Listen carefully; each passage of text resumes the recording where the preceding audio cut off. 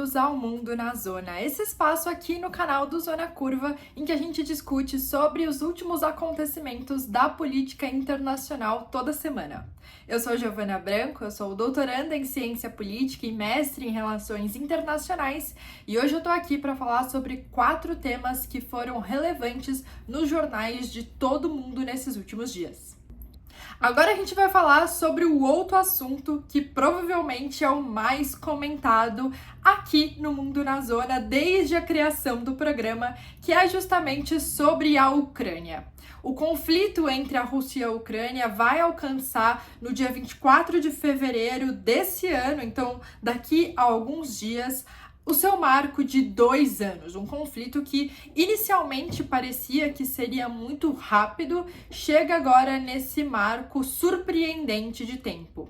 E por muito tempo nós tivemos alguns blocos realmente de poucas atualizações desse conflito, tanto em termos políticos, muito pouco foi negociado em alguns momentos, mas também em termos militares. Então, durante alguns meses, os frontes tiveram muita pouca movimentação no campo de batalha. Mas agora, chegando justamente no segundo ano completo de conflito entre Rússia e Ucrânia, nós temos novos acontecimentos justamente permeando esse conflito.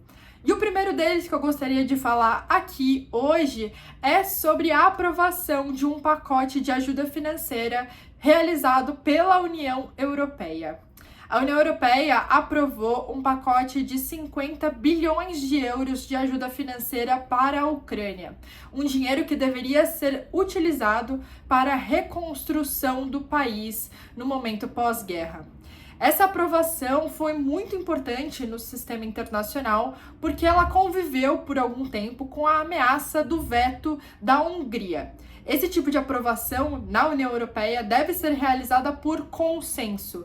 E, portanto, se um país como, por exemplo, a Hungria, que é membro da União Europeia, decidisse vetar essa ajuda financeira, o pacote inteiro seria desmontado e nenhum tipo de ajuda deveria ter sido realizada para o governo ucraniano.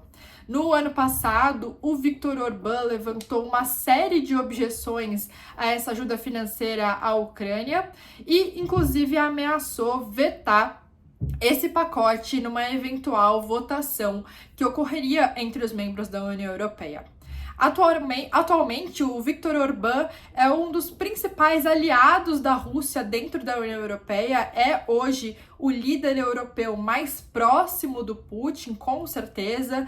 A Hungria vem passando por um processo de cada vez mais enfraquecimento do seu sistema democrático e o fortalecimento do populismo liderado justamente pelo Viktor Orbán. Então há também uma certa rivalidade política dentro do bloco da União Europeia em relação à Hungria, um desconforto muito grande sobre os caminhos políticos tomados pelos húngaros nos últimos meses e agora mais esse conflito em torno da discussão sobre a Ucrânia que mostra justamente o quanto que a Hungria fica um pouco entre esses dois lados, Embora ela seja de fato membro da União Europeia, o seu sistema político, todo o seu regime é muito mais próximo do regime russo do que de fato dos outros regimes dos países europeus. Mas apesar das ameaças, a Hungria foi convencida e aprovou também, junto com os outros membros da União Europeia,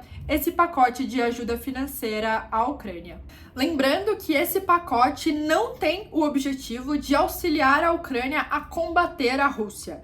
Esse dinheiro, 50 bilhões de euros, devem ser utilizados para a reconstrução do país para que ele possa futuramente aderir ao bloco da União Europeia. Para que todos os países possam aderir ao sistema europeu, são necessárias um conjunto de exigências aos países, inclusive exigências econômicas e políticas. Então, um país destruído pela guerra não teria as condições necessárias para acessar o bloco europeu. Então, esse dinheiro é justamente pensando nesse futuro, Se a Ucrânia de fato se torna uma possível candidata à entrada na União Europeia, é necessário que, depois do conflito, exista uma grande reconstrução da sua infraestrutura para que a sua economia de fato possa prosperar nos níveis esperados pela União Europeia. Existe um outro plano de ajuda justamente envolvendo a questão militar. Então, a União Europeia hoje aprova justamente esse pacote de ajuda financeira voltado para a reconstrução da Ucrânia e pensa futuramente em uma outra ajuda voltada à compra de armamentos e justamente ao combate militar da Ucrânia contra os russos. Lembrando que a União Europeia já fez uma série de ajudas militares à Ucrânia. Tanto a União Europeia como principalmente a OTAN, aqui como instituições separadas, a OTAN foi muito responsável pelo envio de armamentos aos ucranianos ao longo desses últimos 2 anos. Vários dos países se comprometeram, inclusive mandaram grande parte do seu orçamento militar para a Ucrânia, e ainda assim, como a gente já comentou em vídeos passados, nós não observamos na prática uma retaliação tão forte quanto se era esperado. Então, nós temos agora instâncias diferentes de ajuda em relação ao governo ucraniano e as dificuldades que a Ucrânia vai passar daqui para frente, quando esse conflito de fato for encerrado. E essa decisão da União Europeia, de alguma forma, manda também uma mensagem aos contribuintes dos Estados Unidos, que estão, de fato, muito cansados com esse cenário de guerra, muito cansados com essa ajuda constante que a Ucrânia vem demandando desde o início do conflito em fevereiro de 2022. Lembrando que no ano passado os Estados Unidos não aprovaram a renovação da ajuda à Ucrânia.